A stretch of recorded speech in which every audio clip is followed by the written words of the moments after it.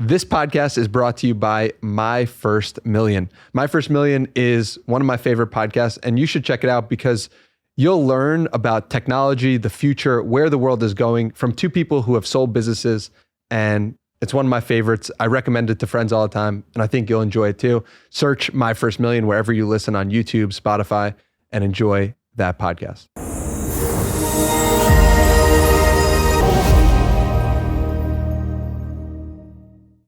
Johnathan, thank you for coming on the podcast today. I've been researching your story. I'm super excited to talk to you today. Thanks for having me. You're a philosophical and computer science and math. You've got all different parts of you that are really, there's so much to explore here. I'm chomping at the bit. So thank you for coming here today. Yeah, thanks for having me, especially in this amazing setting. Yeah. So I'd love to start with episode 1 of the lecture series you did. And particularly the moment where you're playing Michael Jordan in the background, you have stomach cramps or something, you're repeating to yourself, flu game, flu game, flu game. What was that experience like when you're on your 10th hour or something crazy of recording and filming and you have to finally come face to face with your demons or feeling an illness of some sort? Yeah, no, and maybe to give our listeners proper background, we created these lectures. I actually created the content of the lectures about a few years ago back in college. I was going to film them with David, who's a good friend of mine and has been since college. And COVID sort of knocked those plans off the chart, so to speak. And so, David was pushing me to do it. And we got a grant from Professor Tyler Cowen, and so we're like, why not? And the grant wasn't large, and if I shared with you the budget, you'd be, I think, surprised, like how little, how much we managed to squeeze out of that amount.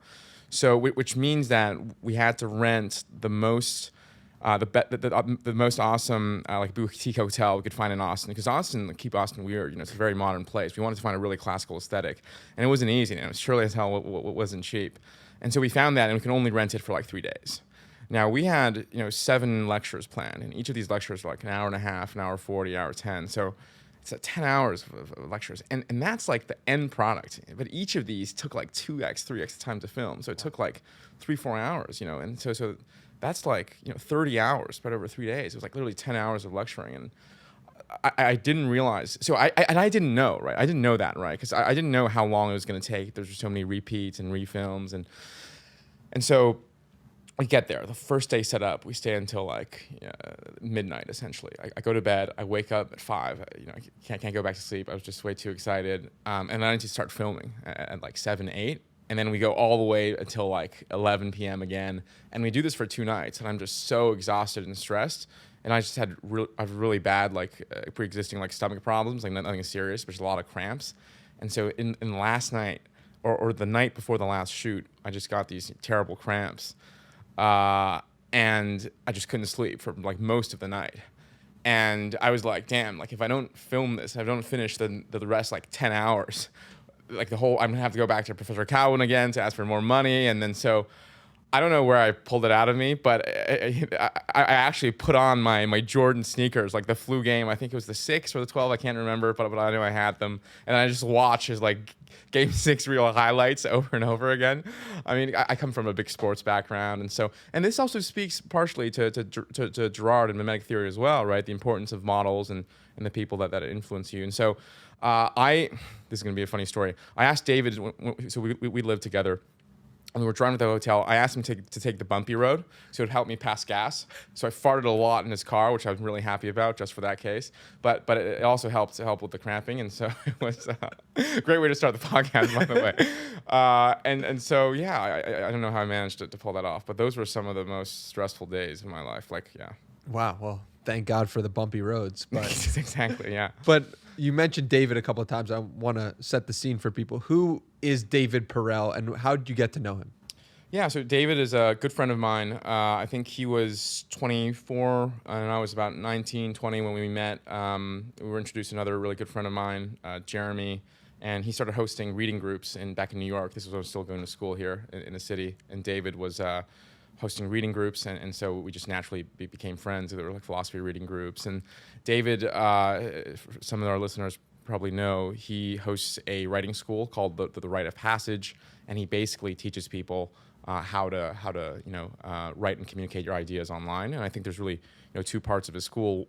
One is like teaching you how to write, and one is teaching you how to distribute and connect to the world. And for me, I was pretty set and stubbornly in my ways of how to write, but when I took a Rite of Passage, I learned so much about building an audience and distributing ideas in the 21st century. And that's part also what was interesting about the lectures as well, is that this was a new form that I was experiencing of trying to communicate somewhat sophisticated ideas that you could find in a advanced, intermediate, undergraduate course, but into a much more popular audience. So. Well, what did you change about your writing when you took the course? So my writing itself, I actually changed nothing. In fact, David and I, we were sort of joking that there is a efficient frontier of writing. In the same way there's an efficient frontier of producing two goods, the classic economics example. And the two sort of trade-offs for writing, I think, are profundity and accessibility, or maybe not profundity, maybe sophistication and nuance to accessibility, right? Yeah. You probably, the most sophisticated analytical philosophy, no one would want to touch that with a 10-foot pole, and then most accessible, to think about like the viral tweet threads, like the really, really viral, like basic tweet threads. And so, so I think taking David's course made me realize that there was a trade-off there. And more importantly, I think it helped me realize, not only seeing David, but seeing a lot of other of my friends, and even friends in the academy who are doing different types of philosophy, right? Analytical philosophy, continental theory, political theory. It made me realize that all the different points on the graph were equally, if not insightful, they were equally valid. So another way to put this is that before I had the hubris of a philosopher, that I only wanted to write the most analytical and precise philosophy, but then I realized that each point on the frontier of this accessibility nuance trade-off they have their own uses, and they have their own ways that you can use them. And so that freed me up into thinking, like, how can I communicate ideas in a way that I think is interesting and sophisticated enough, but reach a much more accessible audience. And the way that we stumbled upon this was lectures. And in fact, this wasn't innovative at all, I don't think, because I myself, when I'm just walking around, I listen a lot to the great courses. Man, I'm shilling a lot of products already on the podcast to get paid. And these are lectures recorded by top professors in the world, and they're super accessible. And that made me realize, like, the best undergraduate courses I took back in school, philosophy undergraduate, it's like serious philosophy undergraduate courses, some graduate courses even, a public audience would be very interested into listening to them. And so that's how we decided on the forum, and the forum rather. And then, Well, it reminds you of something Jordan Peterson often talks about, which is that the printing press was created in 1440, and it allowed people to write. Anyone could write anything and distribute it, which is just a novel concept. But now we're living under the printing press for audio and the printing press for video. So scholarly, hard to understand ideas can now be distributed on YouTube and Spotify, and people can gain access. Anybody who has the knowledge can gain access to those ideas as well as to distribute them, which is a crazy thing when you compare video and audio to writing, and that this is the first time ever in human history where that's possible. Yeah, no, that's really interesting. What this makes me think about is actually almost a return in some way, instead of just an innovation, because before, pre-literate societies, they communicated through oral traditions, right? And that's where the epic myths came from, and that the Homeric traditions were passed through, oral traditions, a lot of the Tibetan Buddhist tradition as well. And that was the sort of dominant medium of communication. And it's almost like with the printing press and writing, we went through a phase where the dominant medium was the written word. Was it though? I'm curious. I don't know, because did people write and read more than they communicated verbally, even when the printing press went on? Yeah, maybe another way to put it is that the most like sophisticated and eternal ideas. I think that's a great lens to look at it, right? The most eternal ideas were all captured in writing. Yeah. Whereas before in the oral tradition, the most eternal ideas were captured in sort of the audio format. But now you're saying what the Guggenheim, what the printing press did to the writing, perhaps the audio is doing to the oral tradition. So that's an interesting idea. I hadn't thought about that before. Yeah, and also, it's interesting that the people who were most dominant, they did a study. I can't remember. I think Stu Fortier came up with this idea, or distributed this idea, where it's like the people who were the most alpha in a group of hunter-gatherers were not the strongest, which was surprising to me. It was the best storytellers. Right. And I thought that was just an interesting insight that speaks to the importance of oral communication and just the ability to express yourself through words. Yeah, and I think that the next question we should ask is, what are the qualities? Like if the medium is the message, what does the medium of the lecture or of audio say? And I'm just literally just thinking off the top of my head here, but I think it's both good and bad that it's a much more accessible medium. Mm-hmm. For example, let's start with the most interesting part of that sentence, which is why it's bad that it's more accessible. Is that I feel like how much an idea sits with you and how thoroughly you understand it is directly correlated to how much effort you have to put in to understand it. And as you said, I came from a math background, and part of the mathematical tradition and upbringing is that you reconstruct the argument, and that's how you learn it. And so right now, when I read philosophy, I do exactly what I do when I'm trying to learn the proof to a theorem, which is I literally, I wrote an essay about this, but I literally copy and paste every paragraph, and I try to summarize the authors. This is only for very specific books that I think are worth really engaging with. And that type of engagement, like I've often said, it's not. Reading becomes very active. It becomes very, not a painful process, but you're exerting a lot of effort, and that really helps you ingrain the ideas into your mind as well. That's sort of very active, engaged, not too accessible tradition. In fact, I'm going on a tangent here. I tend to think that there's a big benefit, if you want your ideas to be somewhat eternal, to writing in a very obscure way. One benefit is that your ideas can be interpreted in a whole kaleidoscope of ways, and depending on what the issue of the day is, people can interpret in different ways. But the other thing is, I think if people write too clearly, like compare Tocqueville versus Hegel, Tocqueville, you kind of get what he's saying, so you don't feel like it's you that is sort of sucking the knowledge out of him. But Hegel, oh my God, this guy is just incomprehensible, right? And you really have to exert your effort in there, and as a result, I think you feel more attached to the ideas as well. Anyways, that's a tangent, but that's all to say why I think the accessibility of the audio format can be detracting. Is that it gives you the illusion of knowledge, but on the other hand, it's just much more accessible. And even I, listen to a lot of audio content. I find that worthwhile, even when I have time to do, sitting there and very engaged reading.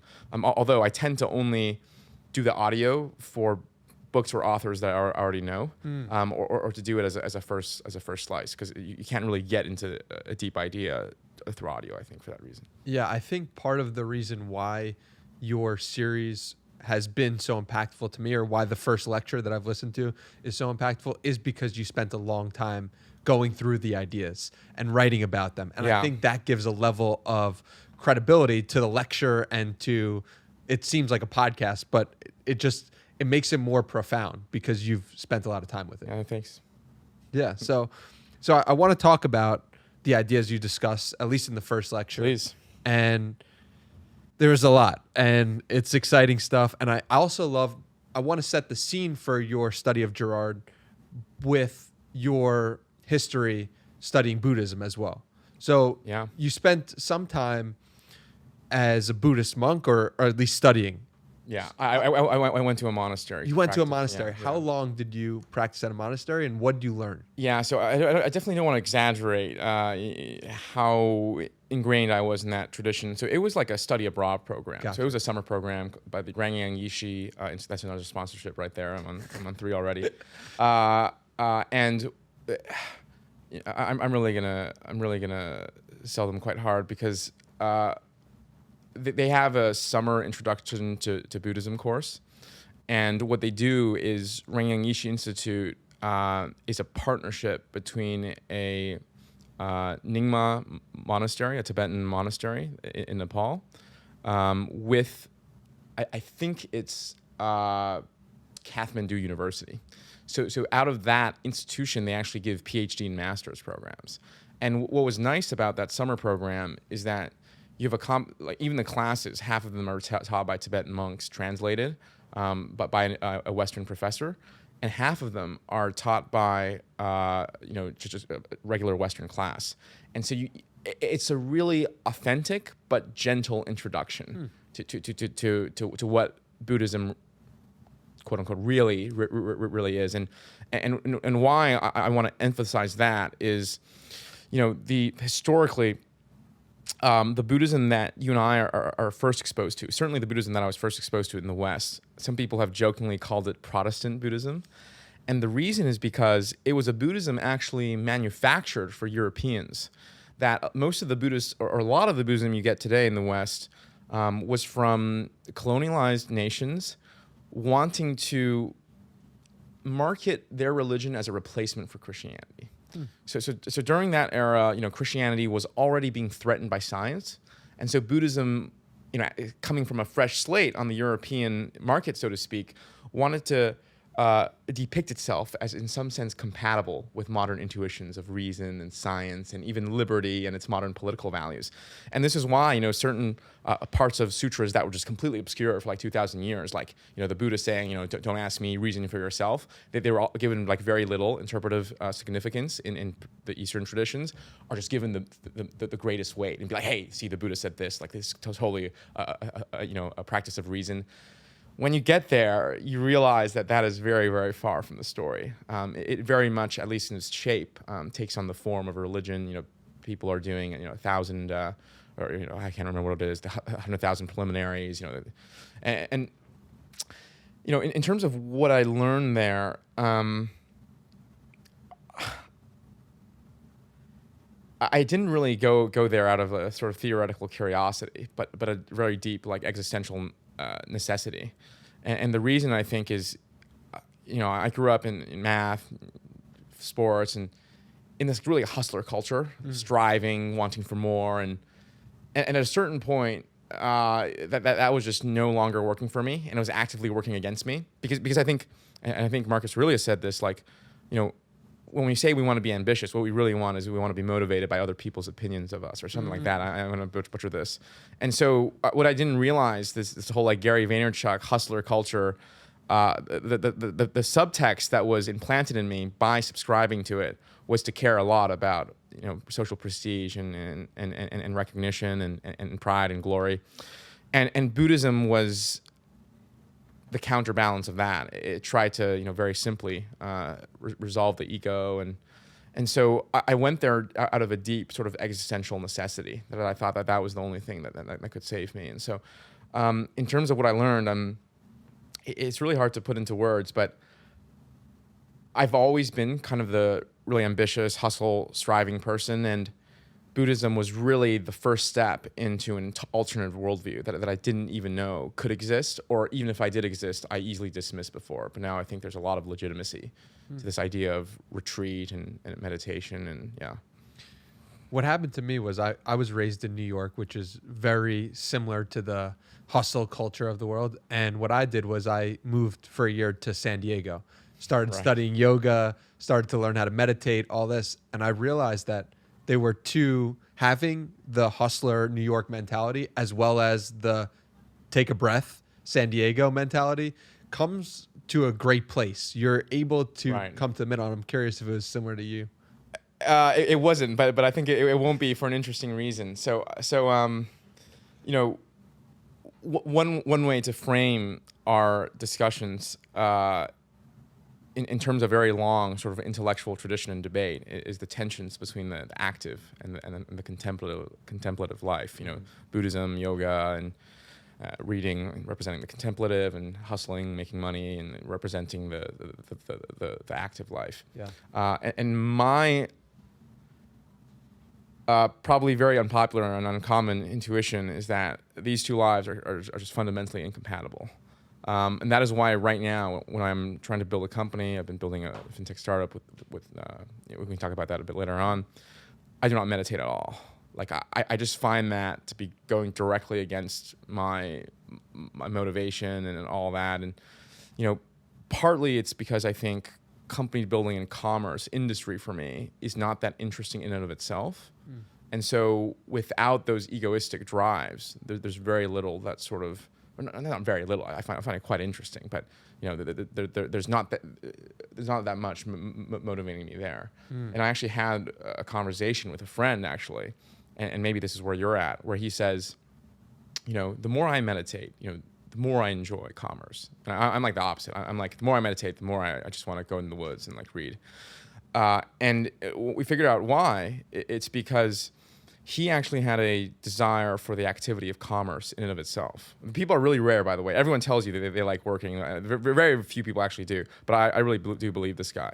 And so when you take away those egoistic impulses, a sort of wellspring of authentic desire for commerce and industry and making money springs forth for him. But I think for me, I still like commerce and industry, but I'm much more interested in philosophy. So when you take away those egoistic impulses, for me, what springs up is a desire to sort of retreat.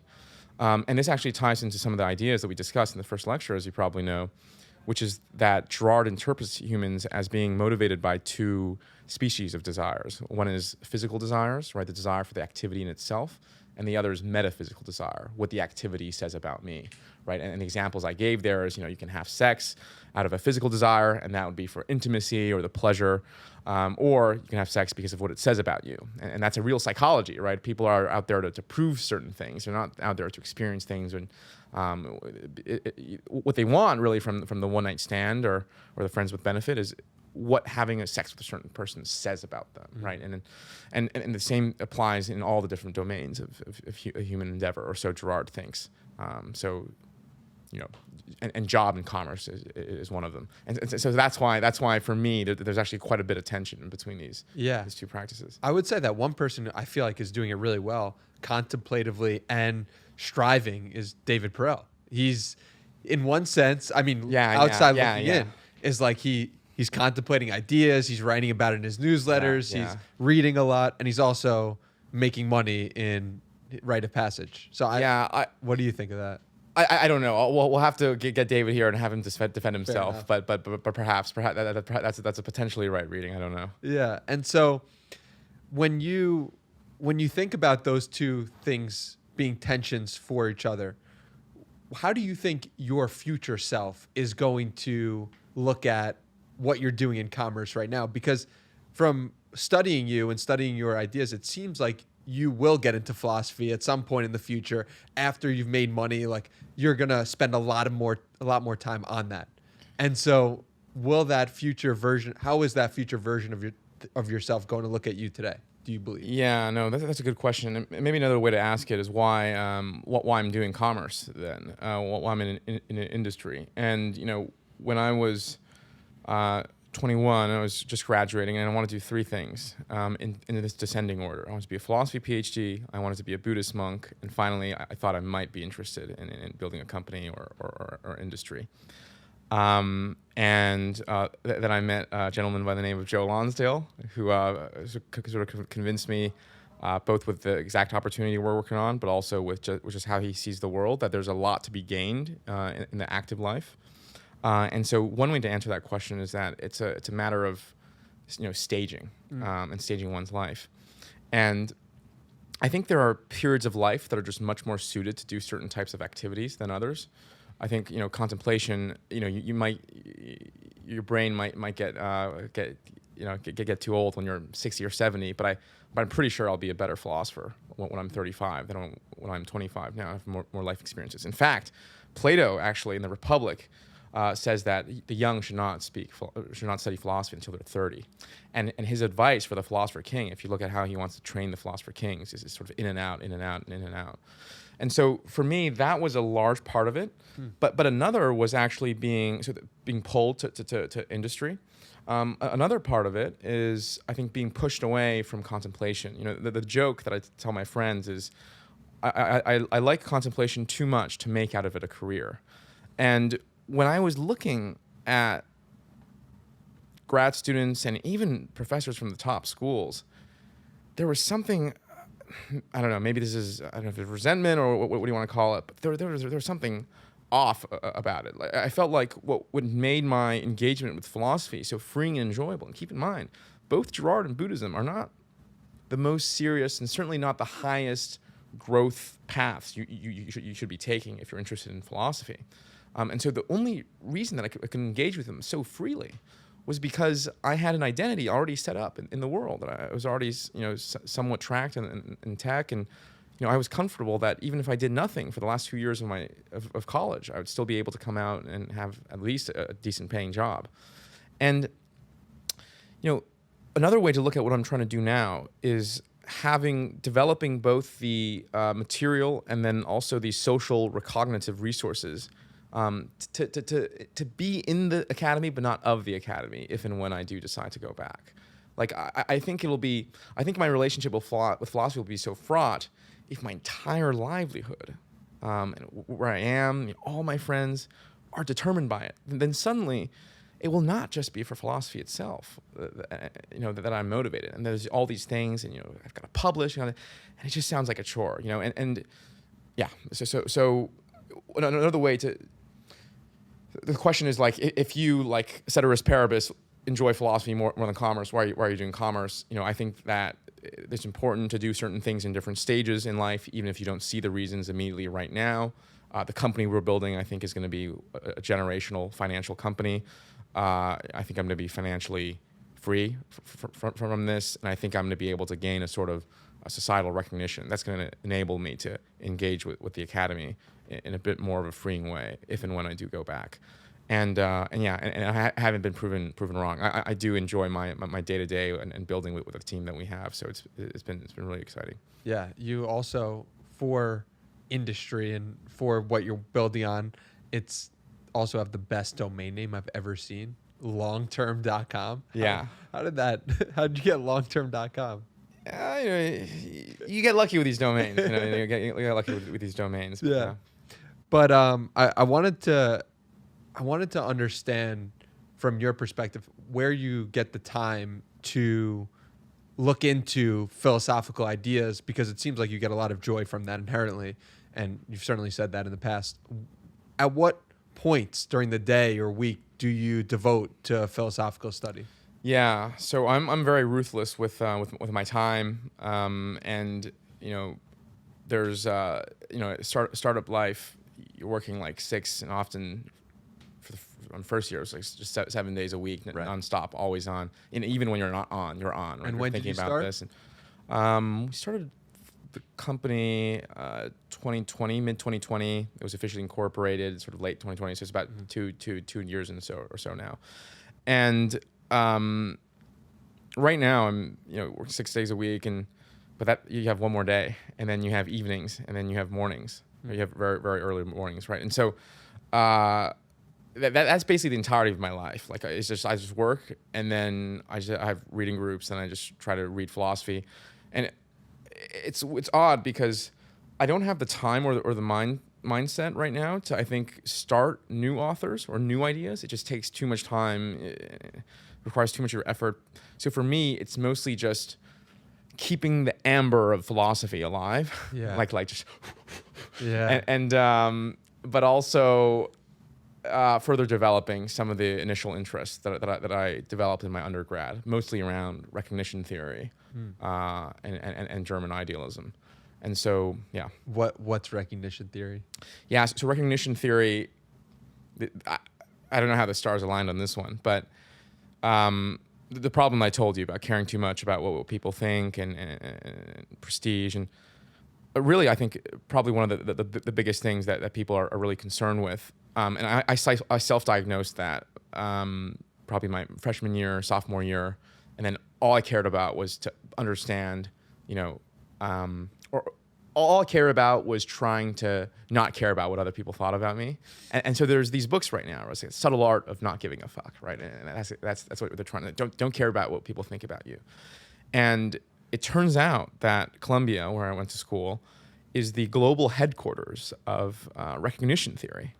And recognition theory, so far as I was taught it, led by these 2 German philosophers who are great mentors and professors of mine. And they essentially interpret 3 lineages of philosophers. One is the French lineage from Rousseau to Sartre.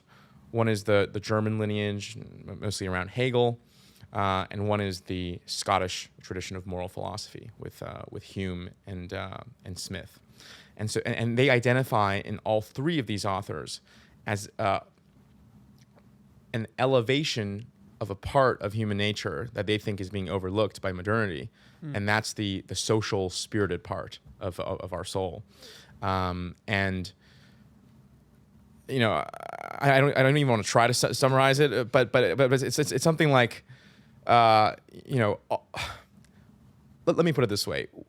If you put a gun to my head and you say, like, why was that so interesting to you? You know, I think it helped me correct the question I was trying to ask. Whereas before I was like, well, how do I stop caring what people thought about me? And then now they were like, well, you can't, right? That's just what humans are. We all desire recognition. And the question is, what is the right type of social relationships? And what is the right type of recognition that you should be seeking? What is the right type of self-conception that can be properly recognized, right? This is, in some sense, Hegel's question, the phenomenology. And so I don't have a good answer to that. I think I have a better answer than I did before, but I think they're making me ask the right question. And so it's this line of thinking that I think I'm most interested in pursuing it and growing further. Yeah. Well, what was your answer to that before learning about, and what is it now? Yeah. So and keep in mind, by the way, the way I set this up, you can see how easily Girard kind of fits into this recognition tradition, right? Mimesis is the fundamental way that we access the subjectivity of others, and this is why we care almost directly what they think about things, because through mimesis we're sort of forced to internalize a lot of the normative values of others. I think the delta between before and now was more on the question front, like I mentioned. Like, it was before I was just trying to figure out how I could stop caring what people thought about me, right? It was like I don't know, meditating or just like repeating daily mantras or like doing all this like new age stuff. Just like how do I stop caring what people thought about me? And they kind of sort of like switched the question and said, okay, what is the right type of relationship with others and type of recognition that you seek? And and even though I don't have I think a really clear cut answer, I think. Practically, I've developed quite a bit from reading this, and I'll give you the most straightforward one, which is, earlier on, I think I sought a very general form of recognition. I just want to be conceived of as cool or successful, broadly speaking, and I realized a lot of my more egoistic and like ludicrously egoistic impulses were due to the fact that I didn't have a much more local and precise sphere of recognition. And to put this more concretely, I realized that a necessary condition, and this actually goes to my academy point that I was speaking with before, a necessary condition of me turning away from computer science, mathematics, and entrepreneurship to study philosophy properly for 2 years at the end of my college career, is to find a group of people that recognized and validated that pursuit. Because for me, right, the success, the societal success, what was the former. But a primary reason that I wanted that was because I didn't have an intimate circle of friends that affirmed a much more sort of authentic and inbuilt sort of set of desires. And so I essentially moved in with two of my best friends for the last parts of my college career, and we were all sort of philosophy nerds. And one of the friends was the one who introduced me to David. And you just feel like you're going to be okay, and then you feel very validated in your weird little sort of hobby or thing that you're interested in, insofar as you find even just one person that is able to recognize you for your weird interest. Anyways, I'm really trivializing recognition theory. It's not like this like self-help tool, but I primarily pursued it for soteriological reasons, like i.e. for the salvation, if you will, of my soul. And so it continues to fascinate me because of that. Yeah, that's really well put. The piece that stuck out to me in that was, what does the modern world see or value that won't be valued in the future or wasn't valued in the past, right? What does modernity get wrong? And I think that's a fundamental question of Girard, and it's not something we often stop and think about because we're in this filter bubble of, oh, it's cool to do X and Y behavior.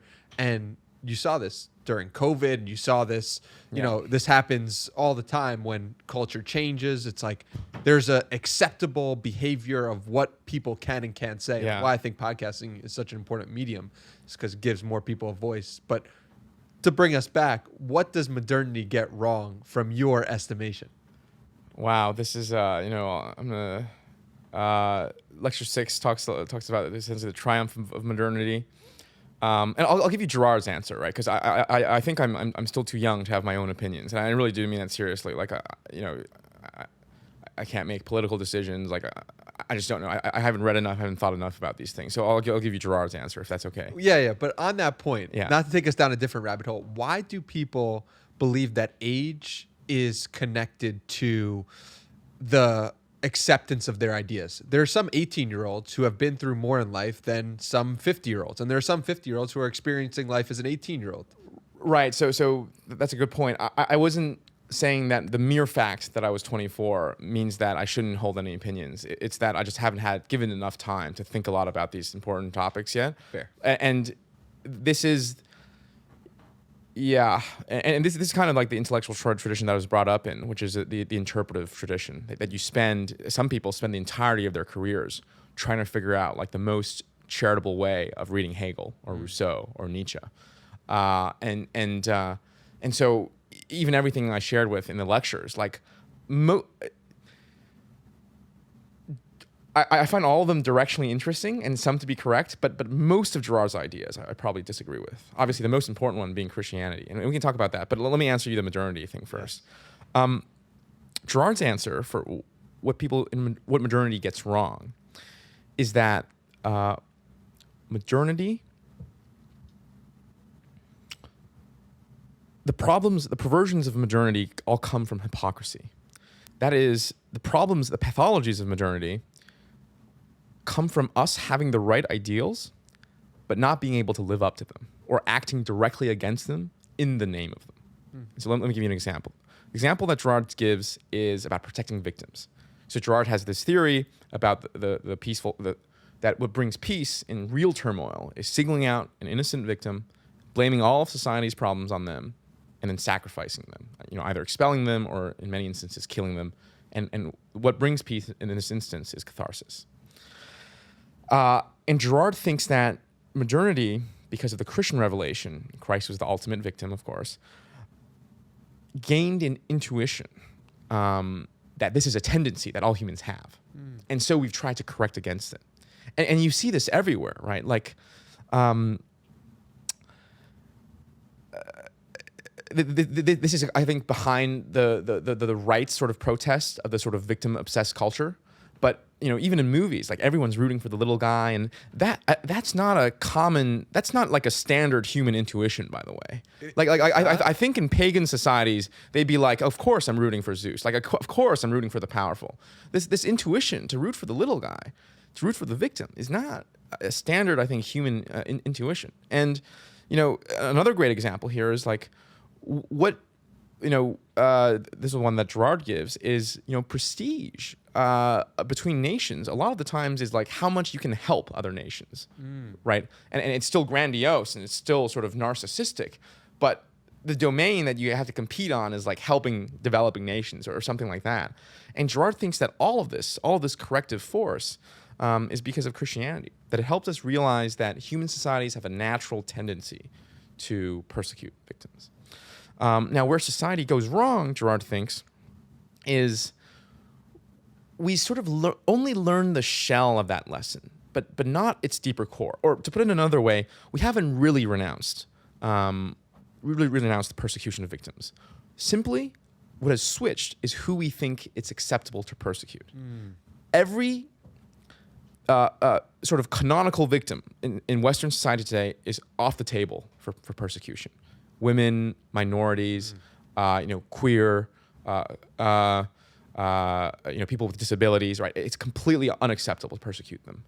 But who do we have? Who do we feel, if not even a license to persecute, but necessity to persecute? Privilege, right? Male privilege, white privilege, ableist privilege. And so what Girard thinks is that the problem of modernity's pathologies is that we're having the right ideals in mind. We're just failing to live up to them. But even more perversely, we're failing to live up to them in a way that directly goes against them while championing them. And he reminds us, this is not just about, the culture wars today. If you look at the Soviet Union and all the terrors that were done in the name of the victimized proletariat, he wants to remind you how bad this sort of protecting the victim and how out of control it can get and how much it can actually hurt victims who are actually innocent. So that's one example of the pathologies of modernity. And another example that I think your listeners will be very interested in, because I think you talk a lot about business and entrepreneurship, is actually the idea of innovation. Girard happens to think that innovation and imitation are extremely interconnected. And the example that one can give is, we think of Einstein's general relativity to be completely innovative, right? Completely new. But of course, a lot of it was built on classical physics, and he had to be fully immersed in classical physics to really study that. Now, on the converse, to really come up with that innovation. On the converse, we think of someone like Alibaba, right? Like as a copycat, as a derivative. But the amount of understanding it takes to understand fully a business model and apply it in a new scenario, that involves innovation. And so innovation cannot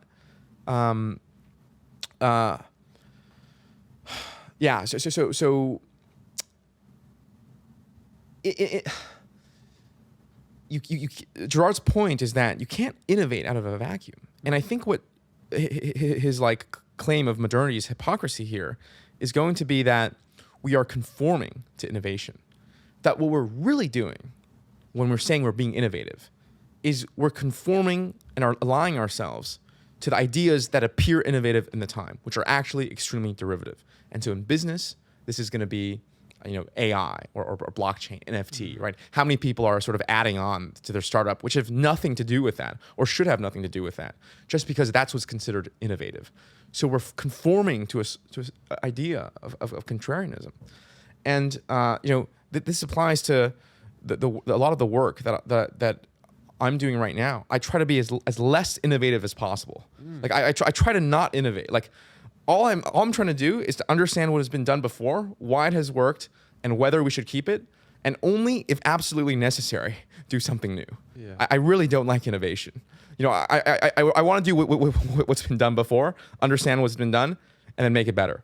Another example that I'll give you that I think is interesting is that Girard says, why is there so much progress in science and technology and commerce and business in the modern West in the past 2 centuries, but not, at least from an outsider's perspective, so much in art, for example? It's because that there are forces in business that keep you, that make you imitative, that force you to imitate it, comparative forces. And paradoxically, these forces that force you to imitate, to really understand what your competitors are doing and apply that into your own, that is the innovative force. Whereas in art, where there's no forcing mechanism, everyone is just trying to be innovative, what you get, right, is this increasingly nihilistic set of moving away from each other, right? That just got more and more ridiculous. This is his opinion. And the last thing I'll say here is, clearly you need to shut me up. Keep going. The last thing I'll say here is, I found this very humorous in the academy. I did my first graduate seminar, and the teacher, the professor, great mentor, I respect him greatly, said, the purpose of the essay, the final essay in this semester, is for you to write something original, to contribute to scholarly research. And I thought about that for a while. I'm like, why is it to write something original? Like, I get it, right? Like, you don't want us to copy, but that, and by the way, I think that is a lot of the guiding force of the academy these days, to say something that no one else has said, for a large reason, part that no one else has said it. Just given my very again, still very rudimentary understanding of the history of philosophy and the history of the social conditions of doing philosophy, that was never a motivating factor, or certainly not the primary motivating factor of philosophy. In fact, if you look at something like the Christian tradition, they always tried to argue why what they were saying was not innovative. They were always trying to say, look, what I'm saying here, the Bible literally says this. In fact, in the Tibetan tradition, there is a tradition called the treasure finders. I'm going to butcher the name, but and the idea is that the Buddha has hidden scrolls in different parts of the world that are meant to be found in a certain time. That there's a historical dimension to the Buddha's revelation. And now, if you ask me, and if you ask non-Buddhist atheists what's going on, is obviously the Buddha didn't hide scrolls. They're writing it, and then they're saying they're part of this. I don't hold this position strongly, but that's what an atheist would think. But I find the intuition very interesting, right? Because they are so conformist that they're not even saying what the Catholics are saying, right? That this is in the Bible. They're saying this is literally the word of the Buddha. Like, I'm literally not adding anything beyond just uncovering. So do you see how drastic of a shift that we've gone through from an intellectual culture that goes literally from, like, I don't want to say anything new. I just want to articulate what has been said before in a maybe slightly more apparent way, more relevant way, to one where, like, oh, like you got to like revolutionize everything, like, and I think that there's a type of sterility that comes with that. In fact, the last thing I'll say on this point, and I promise I'll shut up, is innovation. I think before the 18th century was a terrible word. Like, you would damn someone as an innovator. And Hobbes, I think in the Leviathan, did say, you know, that innovator, this innovator. And it was synonymous with heresy. Yeah. And so it's only in modernity that innovation is. And so anyways, to tie back to your question of what modernity gets wrong, I think, you know, I don't even know if innovation is a good ideal, but modernity, I think, is conforming to the archetype of innovation and doing something different, and as a result dooms itself to sort of create trivial artifacts. And this is the same form as the protecting the victim, right? You say you're going to protect the victim, but the way you do that is actually persecuting new victims. How then, the question becomes, how did innovation become something that was good? At what point did we say, okay, innovation is something where we admire and we appreciate? Like, how do we get here? Yeah, that's a great question, and I don't know, and that's probably a PhD topic on itself. But one of my really good friends, I think, is studying.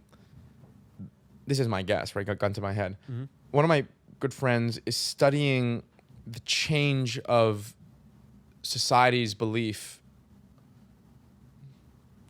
One of my good friends was studying how, when, and why culture has changed their orientation to the future, right? I mean, for most of society, I would wager,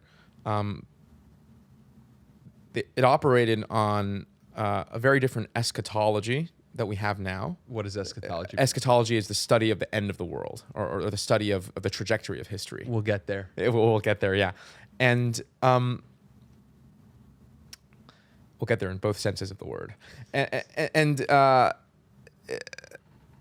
right now, it's a natural, and I think it's a fundamentally American intuition, right? Progress. You know, people want to be better. You know, and Tocqueville actually had something very interesting to say to this. Is that, you know, Americans are all about progress, but when you ask whether they're progressing, they're like, oh, you know, my bench press, five more pounds. It becomes very trivial. Whereas the aristocratic French, they didn't claim to be always moving, but when they moved, they actually did things that were great. And anyway, that's a completely different topic. But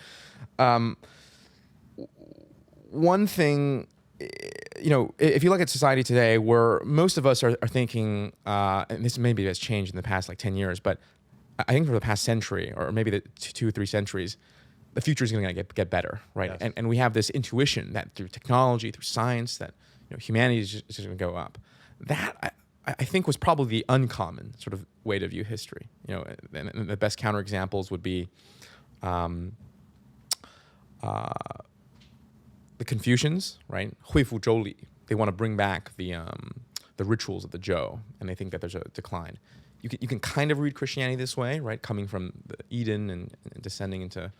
For Buddhism, it was largely, to put it very bluntly, cyclical. And to answer your question, perhaps a reason why innovation became a good thing is because of the fundamental orientation to history. Because if your idea is that history is on a downward trajectory, then certainly change is bad. Because more change is going to make us go further down. Mm-hmm. We should just push the brakes on history. The best thing we can do is reactionary movements and go back to history. But if we can't, we should just put a brake on history. Now, if you think that history is always going to get better and better with change, then suddenly change and innovation becomes good. Yeah. And so I think it's that fundamental change about the orientation of history. This is my, again, gun to my head, guess, is what made innovation took upon a positive connotation. And the question is, well, what made us change that view in history? I don't know, but I suspect it has something to do with capitalism and technological advancement and science and all that. Yeah, well, it certainly seems as if we're moving faster today in the past 10 years than we were for 10 years in 1840 to 1850. And so if things are moving and moving and moving, then you want to believe you're moving in a right direction. Yeah, it's certainly helpful to think that. Yeah, or the point I was trying to make was similar to what you're saying, but a slightly different sequence, which is if you think that things are going to go well, change is good. Change is pushing history forward. If you think that things are going to get worse and worse and worse, change is bad. Because what we have right now, that's the best we're going to get. What we had yesterday was better than today. We probably can't go back. So let's just halt change. Let's not innovate. Innovation is synonymous with heresy. Yeah. I love also what you said about imitation before, because it reminds me, in order to innovate, you first need to imitate. And it reminds me of this whole series you did, which is about imitating the ideas of Girard and really embodying them in your being so that you can put them out. Yeah, and I think that's a great example. If you really listen to that series, and this goes with all of the intellectual history / continental historical philosophy tradition that I sort of was trained in. They say that they're interpreters, but often they're almost bring forth original ideas out of these thinkers themselves. The ideas that they're able to pull out of Rousseau and out of Hegel. There's this common thing that people say about hermeneutics is that Rousseau might not be the best interpreter of Rousseau. Or Nagarjuna might not be the best interpreter of Nagarjuna. And why is that? The idea is that having the historical distance of seeing how ideas play out, you might be able to understand the contours and the implications of an author's ideas, even perhaps better than they themselves could. And so as a result, when you're interpreting, when you're merely imitating these philosophers, if you read these books, a lot of the times they're almost as good as developing their own ideas, perhaps through Rousseau or through Hegel. And bring back to these lecture series, if you read the lectures and you read Girard, you're going to see an affinity, but there are certain concepts that you're not going to be able to find at all, like physical metaphysical desire, Girard's Theodicy in lecture 3. And so the interpretive work of mere imitation, I think, is incredibly innovative. Whereas, again, I point to think about like the classical like rebellious poet you have in college, right? They're interested in writing about the latest trend of the day, be it equality or protecting the proletariat or gender struggles. And all of their things are very derivative, right? But they claim to have this radical break with the past. But their ideas are really derivative because they're conforming to an idea of innovation. Whereas the tradition that I think I was taught in, this very imitative, this very interpretive, where we're only trying to develop the ideas that Hegel had, I think is much more innovative and much more interesting, and actually brings forth more new and meaningfully new ideas than this sort of other like rebellious tradition, if you will. So a couple of questions. One, why Girard? Why spend all this time? Why spend all this effort on doing this lecture series for him? And why did the ideas grip you at such a deep level? And two, why has Girard become something cool? Why is that Silicon Valley? Why is Silicon Valley so interested in Girard as well? Yeah, that's a great question. I think the most obvious answer to both questions is Peter Thiel. But that's not I think that's the beginning of an answer. That's not, we're probably giving Thiel too much credit if that's also the end of the answer. I certainly got into Girard because I was mediated by Thiel, right? And this is the Girardian phenomenon par excellence. You see a model that you want to be like, and then you obtain the object the model is associated with. However, that is certainly not the reason why I stayed in Girard. It's because I felt like his diagnosis of my problems and the sort of the mimetic world that we live in is more accurate. And by the way, I think this is a underdeveloped, idea that the reason that people get into things and the reason that people stay into things are often rarely the same, right? People usually get into working out when impressing girls and Instagram, and some say for health, some say for other reasons, some switch to powerlifting. And there are even great philosophers, I can't remember the name, but who I think they entered into philosophy because a girl that they liked said, I think you'd do better if you read a bit more Sartre or something like that. And he said, if you told me that I'd look better wearing a crop top, I'd be wearing a crop top. And so that's the first thing I'll say. And that's mostly to comfort people who got into certain ideas out of not right reasons, or if you think there are not right reasons. I think that the more interesting question is, why is Silicon Valley got into Girard, and why is it stuck? Again, the first answer I think is Thiel. I think that's why people get into them, and that's not a diss on Girard, right? In fact, if anything, it's like proving out of his theory that people who have no idea what Girard's talking about is still talking about Girard all the time because of the association with Peter. But I think fundamentally the reason that people in the Valley resonate with Girard is because Girard describes the psychology of pride. So these two desires that we discuss, physical desire for the activity itself, metaphysical desire for what the activity says about us. Metaphysical desire is a desire to exist in great measure. In Girard's analysis, he commonly uses world historic conquerors like the Napoleons and the Achilles as his models, or he uses the conquerors of the mind, right? The Halderlins, Goethe. And what Girard is really good at capturing, and this is also his limitation, I think, is the psychology of the extremely proud and ambitious person, the person who's on the verge, I think, of a delusion even. And this is a weakness of his theories because I think the way that he conceives his being, the thing that metaphysical desire is after, to exist in great measure, I actually don't think that's the only way that we can conceive the different ways to be and the way we can gain recognition. And that's part of the project that I want to pursue, is to understand what are the different ways. And this is why I'm going through Hegel's phenomenology right now. Set that aside, there's another part of I owe you a second part of the answer, which is why are Silicon Valley people prideful? Why is that the case, right? The first part of the argument is that Girard describes the psychology of pride. The second question is, why are they prideful? I think to be an entrepreneur, and for all world historic activity, or not even world historic, just very difficult things, you need to be somewhat delusional, right? Because it's about looking around in your world right now and saying, this is clearly not what I am. Right now, you're 150, you're scrawny, you want to look like Arnold. Or, you have no funding, no one, but you like Jack Ma, you just believe that you're going to build a $10 company. That almost always comes from delusion.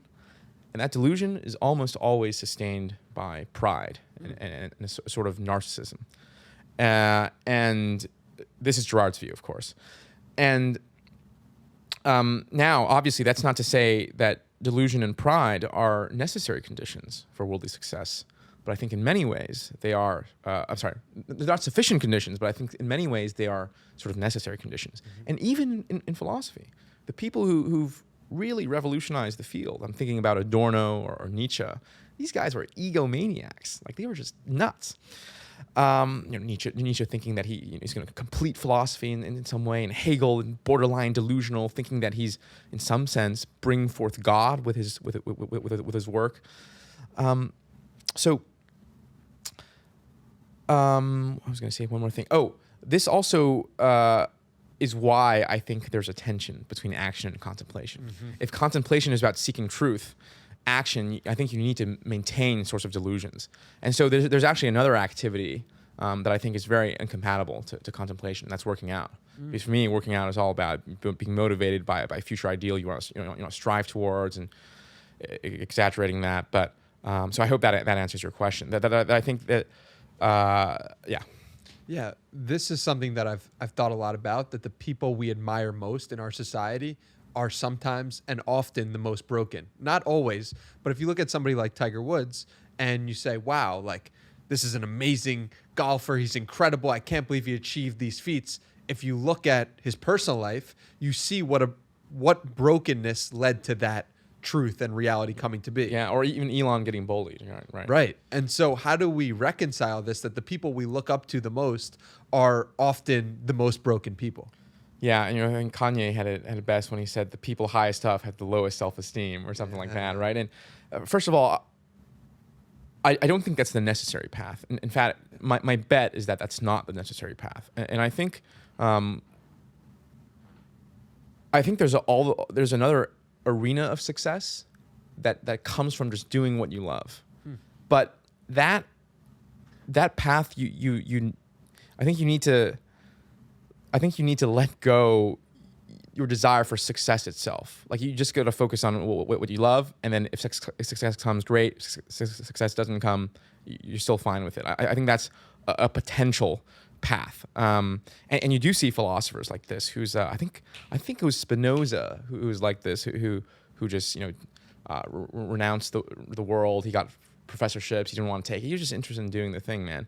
Augustine was actually kind of like this. Augustine famously, his conversion to Christianity was also conversion to philosophy. He was hyper-tracked, essentially a very successful law professor equivalent, and then he just left into a farm. Wittgenstein gave up one of the biggest fortunes in Austria, actually, to do philosophy. And after he achieved great success as a Cambridge professor and revolutionized the field, I think he just went away off alone. So I think that there's this other path, but then there are clearly the majority of people who are successful, I think, are motivated by their demons. And this is what Girard has to say as well. Like, the strongest drive in the human repertoire is metaphysical desire. And what is metaphysical desire? It's a profound lack. It's a profound shame of us wanting to exist in a great measure, but not living up to that standard. And that is the force that just keeps people going and going and going and going. And you see this, right? A lot of venture capitalists, they say they want to fund people with chips on their shoulders. They want to fund people who are happy and content. They want to fund people who if this doesn't work, I'm worthless. I'm nothing, And so, what do we do with that? I don't know.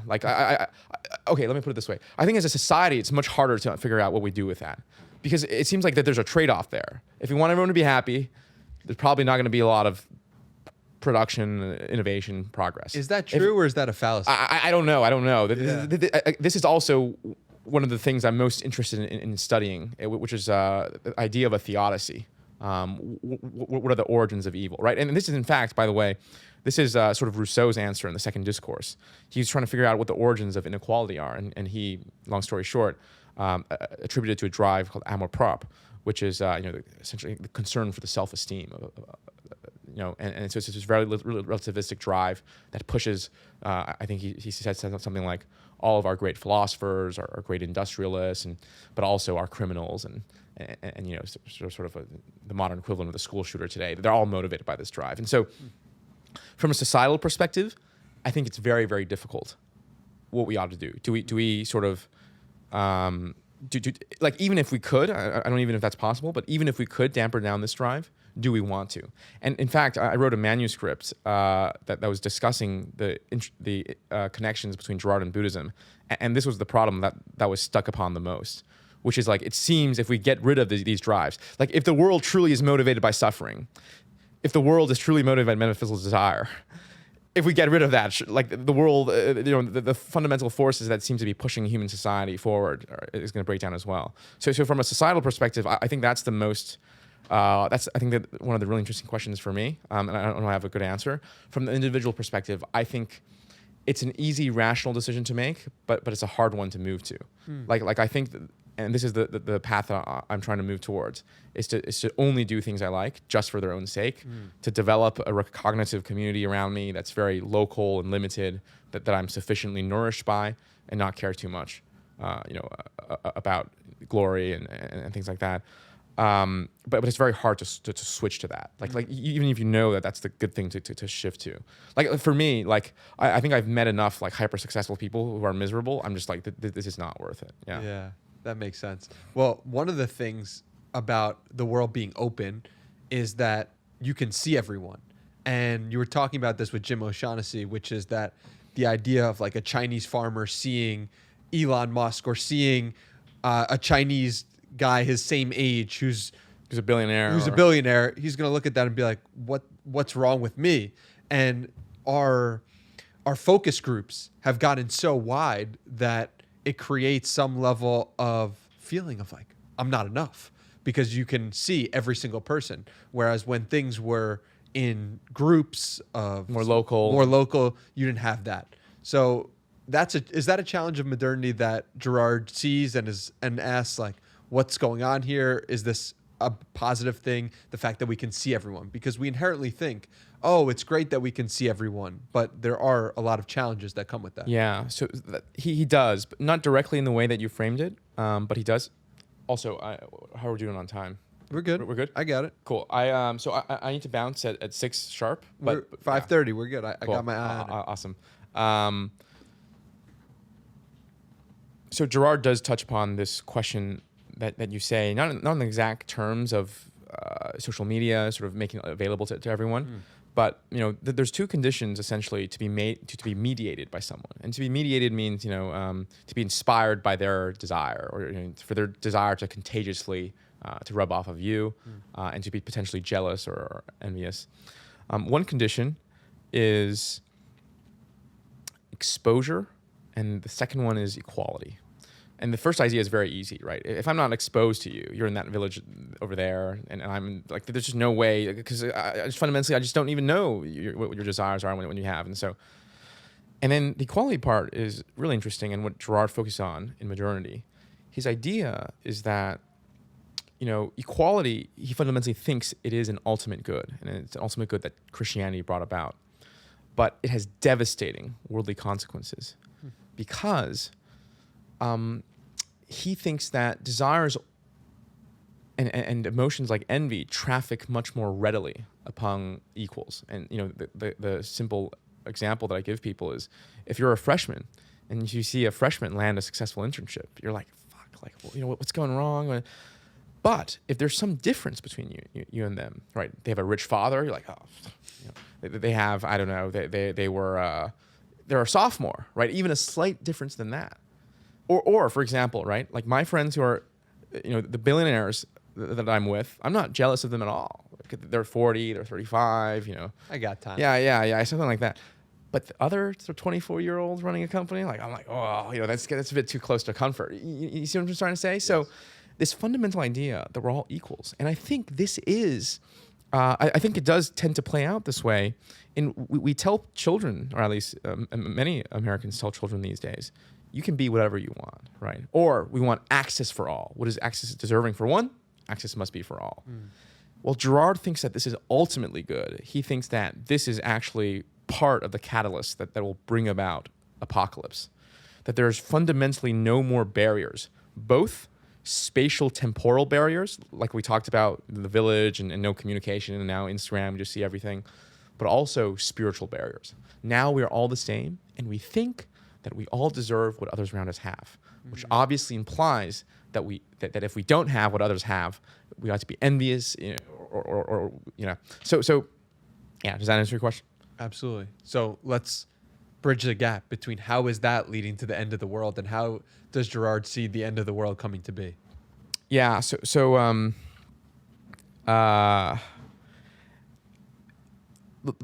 the picture of the end of the world, and we're going to do a whole lecture on this. It's like lecture 7 called "The One Who Withholds." The story kind of goes something like this: our tools to contain violence, as well as to release violence, have melted away, right? And we've touched upon this in this discussion already. Our tools to contain violence, Girard thinks, is difference, right? For example, caste systems, gender norms, no matter how oppressive. And Girard does think that these are oppressive, and it's ultimately good that we're alleviated from them. Now, desires sort of readily traffic amongst all people, and we're all inspired to compete after the very similar objects. And by the way,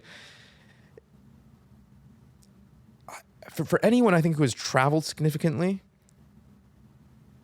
no one is not shocked about how homogenous the world has become. Like even when I was in Nepal, in the monastery, I was staying at home with a foster family, and these were like, like local people. Their son was sent to like a prestigious American Canadian university, had very similar political opinions. Like how homogenous the world has become is really, I think, underrated. So those were our tools to contain violence, essentially social difference. And Girard thinks that they've dissolved. Now, our tools to release violence, Girard thinks, is also dissolved. Scapegoating. This idea of blaming victims, we can no longer do it. Now you're like, well, that must be a good thing. Now we can see, for example, Oedipus, you have sex with your mom, you killed your dad, the plague is blamed on you, you're out the door. That will incite nothing but laughter these days, right? If you were trying to blame COVID on, Hunter Biden's laptop or something like that, right? And however, Girard thinks that when we become more sober, when we become more truthful, and here we see the perennial theme of the worldly success and truth coming into tension again, we don't renounce scapegoating. What we do is we have to come up with more and more plausible stories of scapegoating. But that means we now need to persecute a wider and wider arena of people. The example he gives are terrifying, and those are the totalitarian regimes of the 20th century, right? Before, in ancient Greece, you could say, so the idea goes, Oedipus, one person to blame, and in that sort of mythical, metaphysical universe, that's understandable. One person, he could totally cause the plague. But in Weimar Republic, an entire race had to be blamed. And in the Soviet Union, an entire class had to be blamed. Okay, I got chills. I got to stop you real quick. Biology has this idea where the entire cloud is going to burst.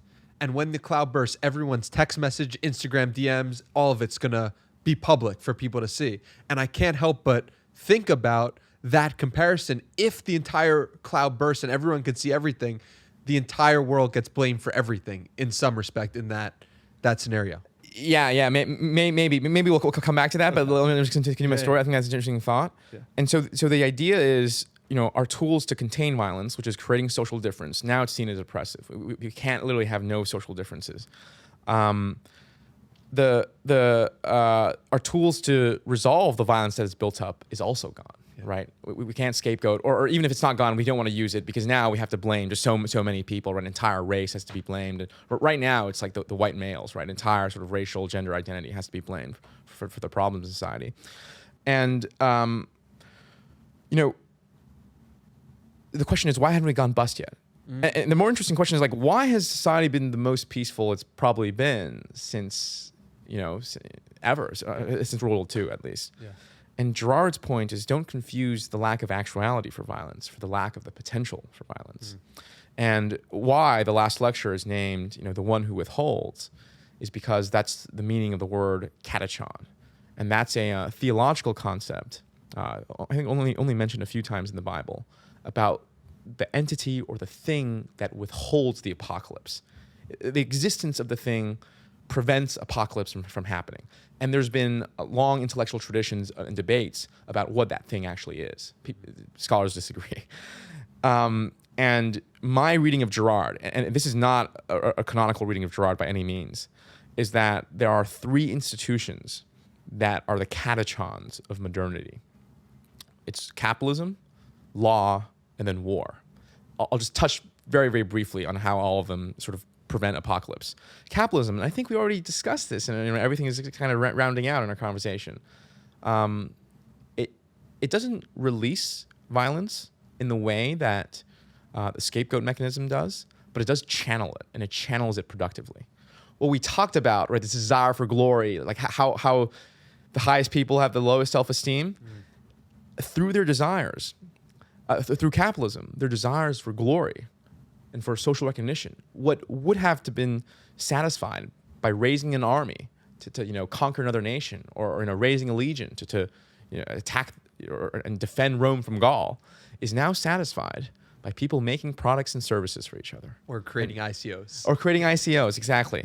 And Girard had this one line. He says, "It's of little wonder that as soon as warriors went out of style, the European aristocracy soon readily found itself into business." And I can't help but think about, I think it was the Rothschild, there were essentially like two, I think it was like Napoleon, essentially there were two descendants of two great generals, one of them being Napoleon, and the descendants are now like quant traders going against each other. And so I think we find new arenas to explore. And Girard, right, this is in many ways, he's starting to sound like if not a Marxist, but someone who's critical of capital. That capitalism is perverse because it's motivated by these perverse desires. And in some sense, it's a critique of capital, but it's also a deep praise. Right? Like, what a marvel it is that this drive for hurting others, for elevating oneself up top, we've now sort of psyoped these great men, so to speak, to build services and kowtow and build software for other people, to serve other people. What a great miracle that is. And so that's sort of capitalism. And law, law is actually super interesting. But the long story short is capitalism only works when there's law to support it, but the prestige of law is essentially breaking because the prestige of reason is sort of breaking. And then the final institution that sort of prevents us from going to the apocalypse, Girard thinks, is essentially war. And what surprises most people is war was almost like a sport. I think in the 17th and 18th century, they were called the gentlemen's wars. And they were almost like, they were almost exactly like sports leagues. Yeah. You would raise an arm, and war would be what an aristocrat just does. Like you it's just like an MBA. You go fight for a few years, and then you just do something else, like a rite of passage. And the story that always gets me is there are warring seasons, and so like when you need to summer, when you need to winter, you just go back. People just go back home. Like, oh, it's the winter now. Let's go back. Let's stop fighting here.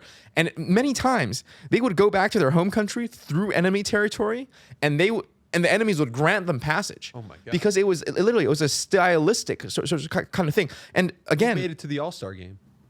Exactly, exactly. And I think for this idea of war as this completely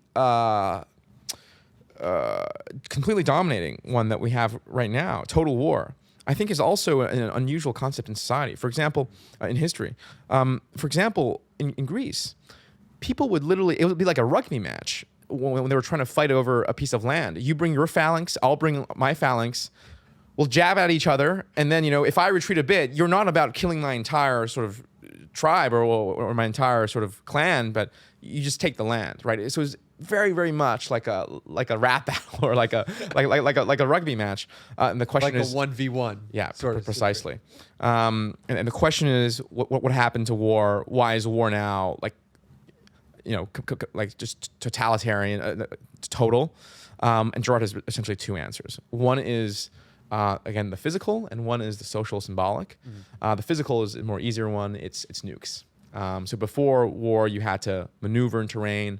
You had to gather up resources, and it would be hard for you to land a devastating blow, right? Like the nukes dropped in World War II on a sort of devastation impact. Probably the Mongol hordes, did it actually a much more did much more sort of harm, absolutely.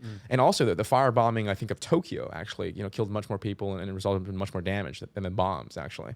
And so what's unique about the nukes is not its singular destructive power, but the rapidity at which rivals can immediately escalate, right? And that's mutually assured destruction. If you watch like Dr. Strangelove, it's like insofar as you send the one nuke over, I wouldn't say it's rational to nuke you out of oblivion, but it's not crazy for that to be a strategy. And the second and the most interesting part of that is the symbolic change, and that has to do with Napoleon and Napoleon's idea of total conscription.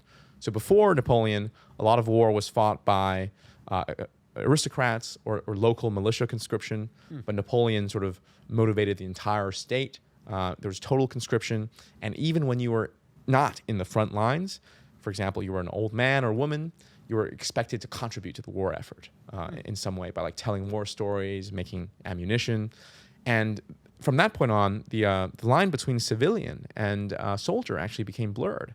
And the first modern, Girard traces the first modern origins of terrorism into the Spanish revolt against the Napoleonic forces. So when Napoleon conquered, I think, Spain, it was so devastating, and the line between soldier and civilian was so blurred. You had the first emergence of this sort of guerrilla civilian resistance behind the lines that Girard sees as sort of being the genealogy of modern day terrorism. And so, because symbolically war was no longer the sport, but became this arena of existential extermination, in combination with the fact that we have these tools to actually exterminate each other at a literal buttons press. And on top of that, so there's really like, now we should put everything back, this story back, right? Like violence is increasing, everyone's getting more competitive, we have no way to resolve violence. Violence was channeled through capitalism productively for about a few centuries maybe. Law is breaking, so capitalism is fundamentally gonna break, Girard thinks. And once that breaks, the last sort of defense is usually war. We let that out in sort of almost like a large-scale ritual, a large-scale cathartic event. But today, if war happens, it's going to be total, like between like nation states. And so that's why he thinks that we're, again, the very like 10-minute version of why he thinks we're headed to apocalypse. Well, in doing research for this, I found out how close we actually were to maybe total destruction with the submarine. Yeah, so most people, or I think a lot of people know this, but it just blows my mind to hear how close we were. So in the Cuban Missile Crisis, there was a Foxtrot class Soviet submarine that was around the Caribbean, I think, and an American carrier group was pursuing it. And they were dropping signaling depth charges, these like underwater bombs, trying to destroy it or making it surface. And the submarine crew lost contact to Moscow for about, I think, like 7 days. And they thought that with all these bombs, a new world war had broken out. And they had a nuclear tipped torpedo in the submarine. Now, it wasn't a submarine, like today's submarine, that can hit mainland America, but that submarine, I think, would have destroyed the fleet. And of course, that is probably just like a few steps away from Russia and US sort of nuking the shit out of each other. And on that submarine, it required all three officers to sign off to launch the nuke. Only one person did not sign off. I can't remember his name now, but like that's how close we were. Like the will of one man was all that stood in between the way between us and almost certainly a nuclear strike and very likely nuclear Armageddon as well. And so, apocalypse has kind of gone out of fashion, really, these days. Almost every other age, there's a heavily apocalyptic sentiment, either positive or negative. But I think ever since we grow up, actually, we don't even think about it. But I think it's much closer than we think. And in the beginning phases of Russia and Ukraine, I think I at least had a very intimate awareness of that. I immediately started buying like potassium iodine or like whatever the supplement is that helps you if you're like exposed to nuclear radiation. So I think it's becoming more and more real. Does Girard talk or think about the idea that pretty much every generation in the past has said that the world is going to end? Like, I feel like that's such a common trope. And does he have a rebuttal for that idea? That's a great question. Well, one thing is that he's not in the sort of Mayan business of trying to tell you exactly, it's going to end in this day and that day. Right. And I find those predictions sort of good for nothing but humor in retrospect. There's these like early Marxists in the Frankfurt schools, like on this day capitalism is going to end. Like it's kind of ridiculous, and it shows a naive unawareness of the limitations of thought. And but to your question, no, and frankly. I'm much more convinced about Girard's apocalyptic thesis than I was before. And what changed to make you more convinced? All the things that we said so far, just his entire argument, just how close we were. But I don't have the high conviction that Girard and some of these other like folks do, that we're like heading into apocalypse this generation. So what's your conviction on the end of the world percentage? I don't. This goes back to my whole thing about me not having thought enough about these ideas to form an opinion. That's not a cop out. That's genuinely like that's genuinely something that, you know, I mean that's a big question, you know, like I just don't know. Like I think that's possible. It's convincing. It's more possible and convincing than people think it is. But yeah. What would Girard say about Bitcoin? There's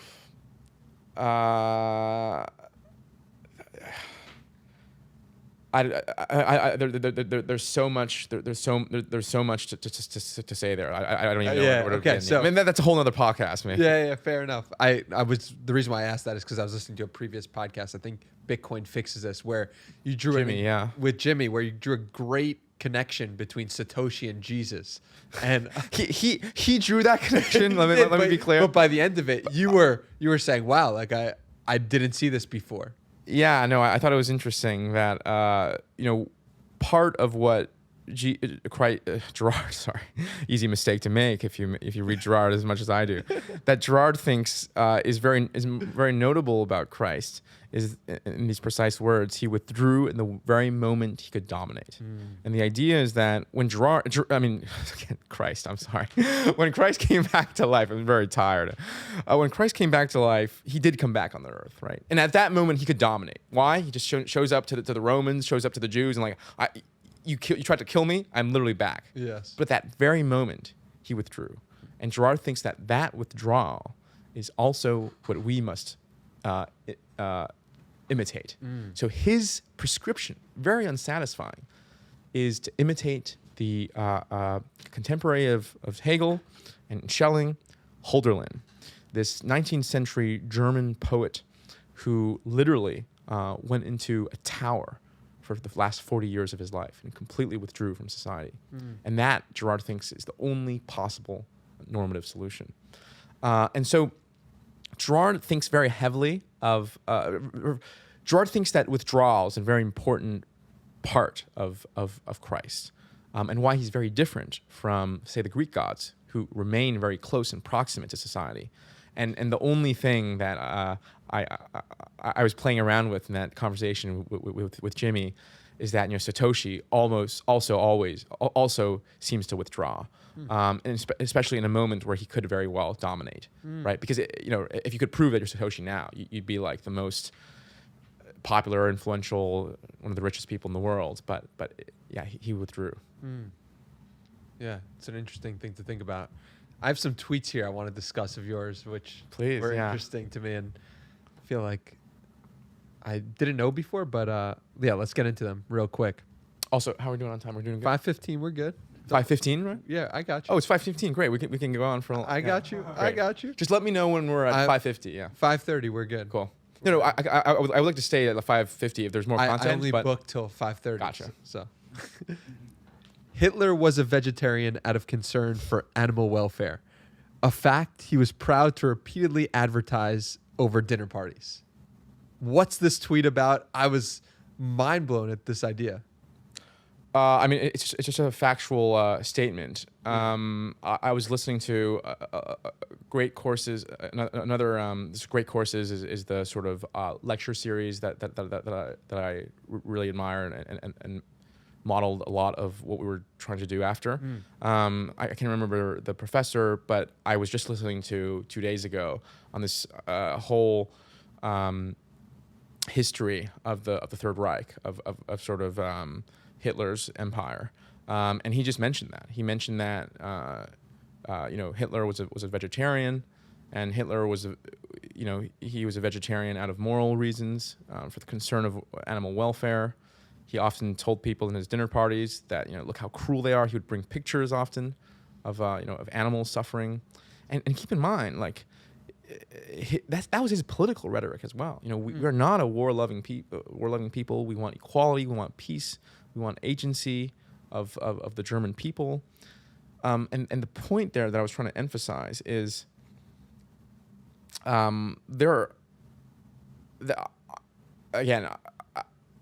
none of my intuitions at this stage of my life are firm enough for me to describe them as a conviction.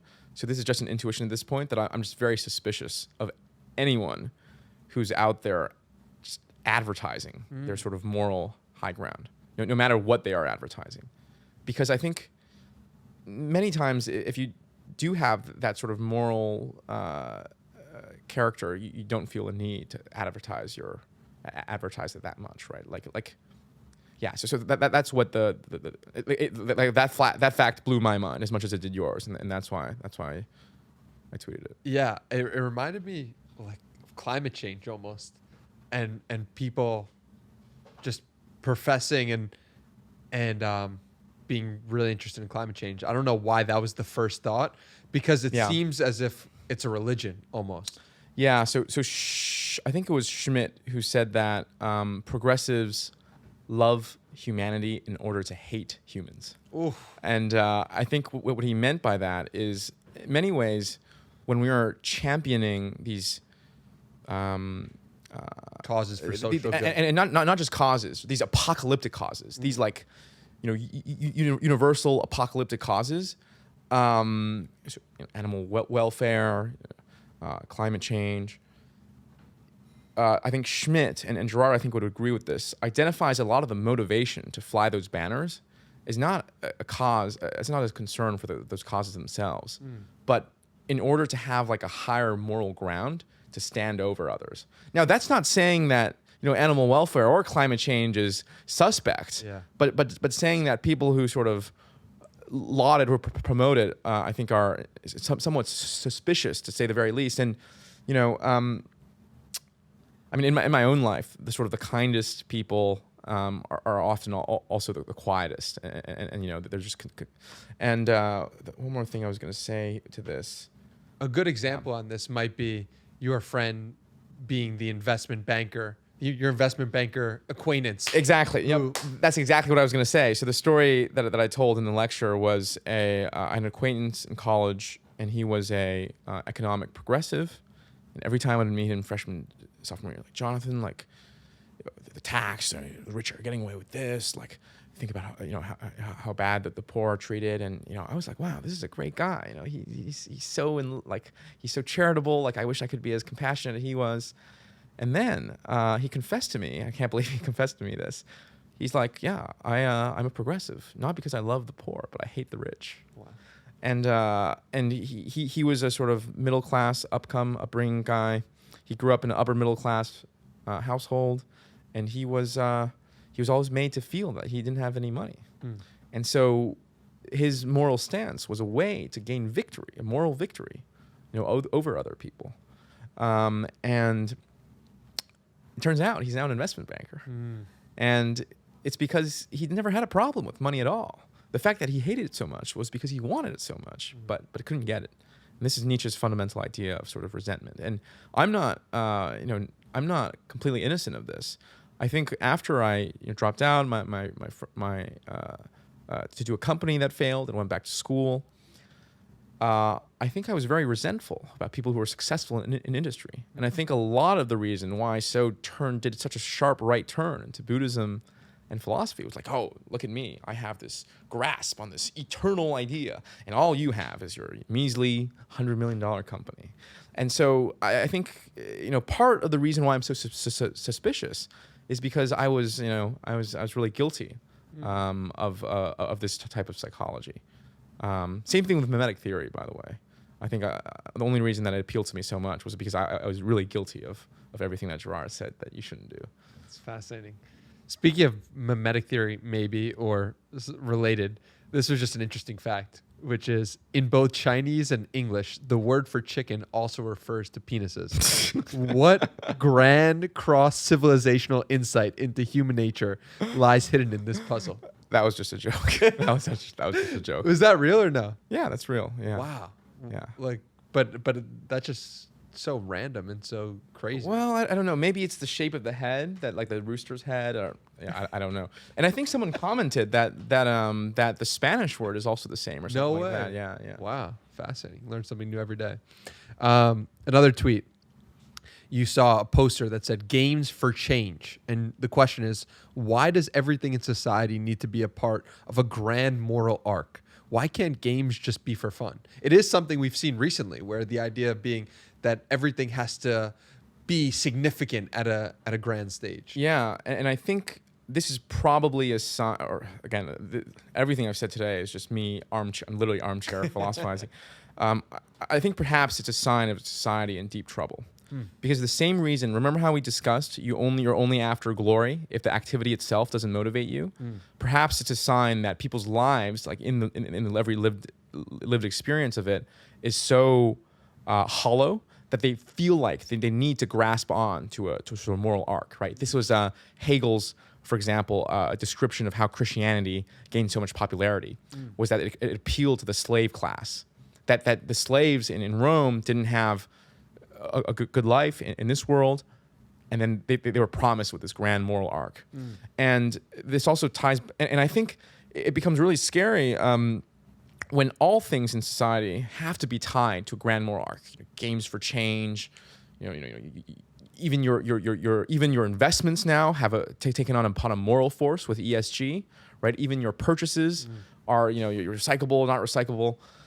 And I think the moralization of society is a very terrifying idea. And you should go back into Hannah Arendt's Origins of Totalitarianism, where she described like the best sort of analogy that she gave for what a totalitarian society is one where you couldn't even play chess for itself, that there's no activity that is outside the realm of the political. And if we elaborate on her idea a bit, maybe the idea goes something like, this is a chess game going on, we're playing in the logic of chess, I'm just trying to beat you.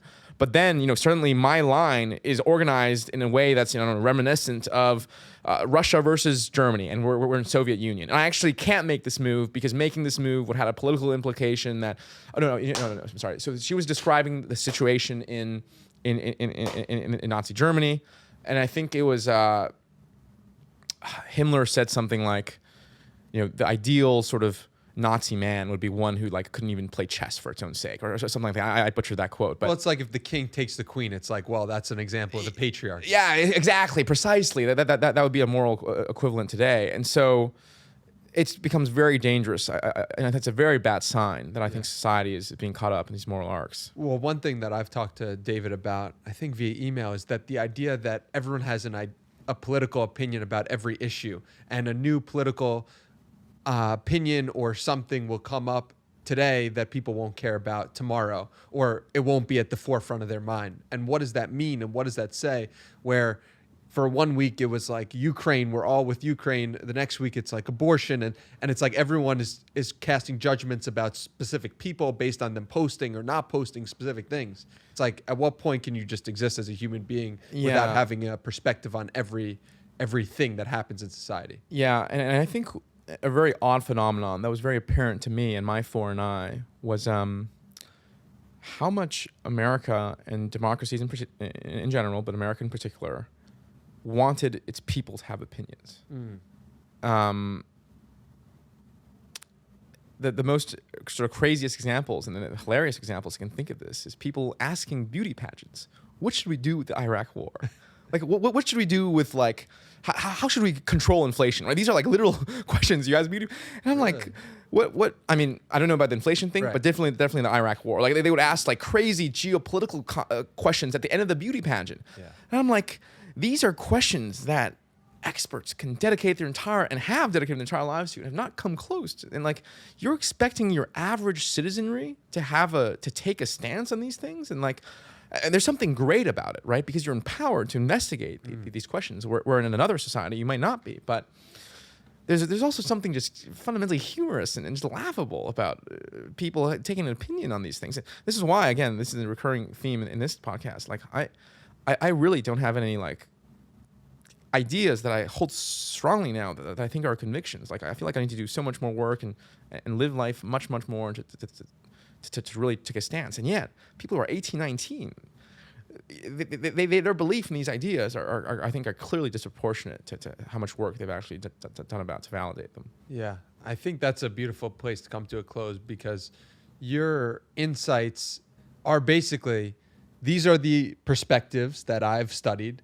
These are the people I've learned from. These are the ideas. And I literally have a notebook of things to look into and research after talking to you, which is really exciting for me.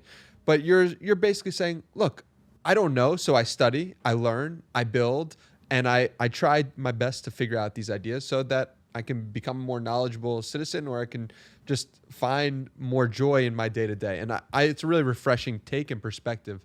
So thank you so much for being here. I really appreciate you tremendously. And where should we send people to let them know more about you and everything you're up to? Well, by the time we launch these this podcast, the rest 6 of our lectures are going to be coming online. And so if we could include that in the show notes, that'd be great. Yes, we absolutely will. And where should we keep up with you? On your latest tweets, like the ones we just. Yeah, I guess you can follow me on Twitter if you don't mind your feed being polluted, or you can just subscribe to my newsletter, JonathanBi.com, and I whenever I feel like it, I'm quite lazy. I just send out some random thoughts, and so. Nice. Well, we'll put those below, and thank you so much for your time today. Thanks for having me. This was really fun.